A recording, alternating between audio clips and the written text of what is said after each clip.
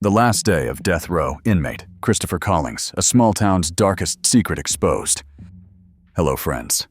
Tonight we travel back to a quiet corner of Missouri where an ordinary fall evening turned into one of the darkest chapters the community had ever seen. A little girl was left in the care of those she trusted most, and by sunrise, she was gone. What followed was a frantic search, tangled stories, and shocking confessions that pointed to a man who had once been considered part of the family. This case would ultimately lead to a death sentence and leave neighbors questioning just how well they knew the people living next door. In this video, we will uncover the final hours of Christopher Collings, exploring the chilling twists that brought him from trusted friend to condemned man. Stay with us until the end, and don't forget to subscribe to Deathwatch Diaries for more prison documentary stories that reveal the hidden truths behind death row. Christopher Collings had long been a familiar presence in the Spears household. He and David Spears had been friends for years, working side by side on farms in Stella, Missouri. For a time, Collings even lived with David, his wife Colleen, and her daughter Rowan, a bright 9-year-old with a love for her bicycle, books, and her church. She affectionately called him Uncle Chris, a title that spoke to the trust the family had in him. But by late 2007, Collings had moved out of their basement and into a trailer on his family's land in nearby Wheaton. Still, his bond with David remained, and that bond would set the stage for what followed. On the evening of November 2nd, Collings, David Spears, and their friend Nathan Mahurin gathered to unwind after a day of work. They bought liquor, played pool, and drank into the night at David's home. Colleen left for her overnight shift, as she had many times before, leaving her daughter Rowan in the care of her stepfather. Nothing seemed unusual at first glance, but what happened after would leave a permanent scar on everyone connected to the family. By the following morning, when Colleen returned home, her daughter was nowhere to be found. David told her Rowan had stayed overnight with a friend, but could not say which friend it was. Colleen's instincts told her something was wrong. She began calling around frantically, only to be told by everyone that they had not seen her child. When Colleen said she would call 911, David tried to stop her, insisting it wasn't necessary. That hesitation, that strange attempt to delay, made him the first focus of suspicion. When the call was finally made, the entire community was pulled into a desperate search for the missing girl. Law enforcement, including the FBI, began questioning everyone who had last seen Rowan.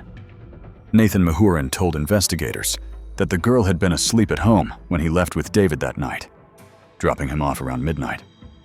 Before heading home himself, Christopher Collings, when first questioned, gave a similar story, but appeared anxious. He even approached the local police chief, Clinton Clark, a man he had known since childhood, to say how worried he was about the missing girl. Chief Clark, who once served as a mentor figure to Collings, would later remark how jittery he seemed, as if he carried a secret he could not contain. Days stretched on with no answers. Then, on November 9th, 2007, a sheriff's deputy made a grim discovery. Rowan's body was found in Fox Cave, a sinkhole in McDonald County. The community's worst fears had come true. Investigators turned again to Collings, whose behavior was raising alarms. When told of the discovery, Collings broke down in tears.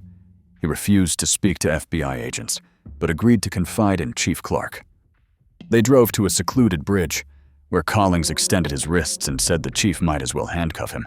Then and there, what he revealed was devastating. Collings admitted he had gone back to David Spears' home that night after Mahurin dropped David off.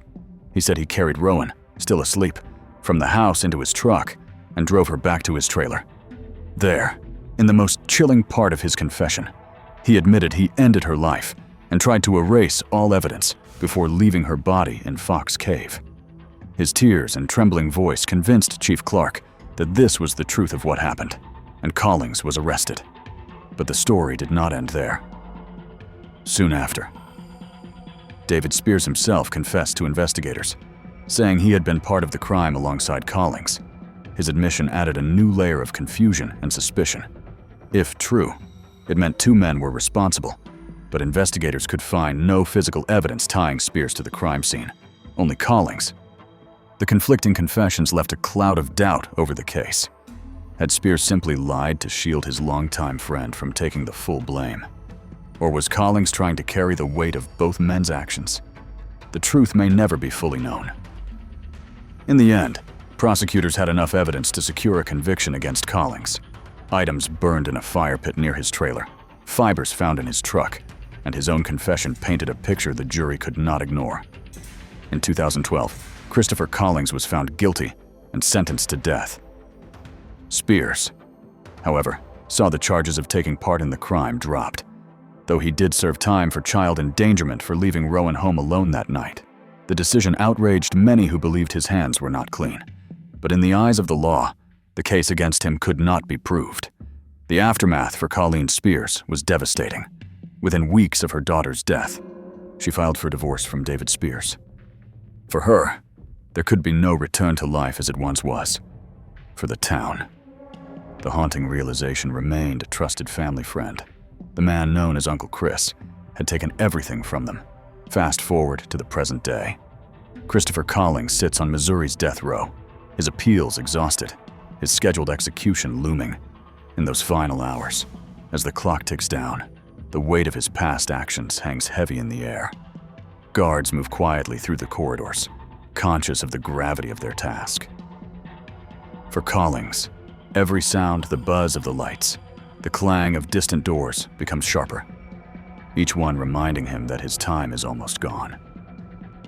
He may think back to that night in 2000, the decisions that cannot be undone, the little girl who once called him Uncle Chris, and the community that once welcomed him with open arms. He may remember confessing with tears in his eyes to a police chief he trusted like family, knowing that the words leaving his lips would seal his fate. In the end, dear friends, the case of Christopher Collings stands as a chilling reminder of how fragile trust can be. A man once welcomed into a home as family now waits for his final day on Missouri's death row, his fate sealed by his own confession and the echoes of a night that changed everything. For the community, the loss of Rowan Ford is a wound that will never truly heal. And for her loved ones, each passing year is a reminder of the life she should have lived. As Collings approaches his last moments, the unanswered questions remain: was he truly alone in his actions? Or did others bear silent responsibility? Justice may have been served in the courtroom, but the pain left behind will linger forever. Thank you for staying with us through this prison documentary. Please subscribe to Deathwatch Diaries for more stories that reveal the final hours on death row.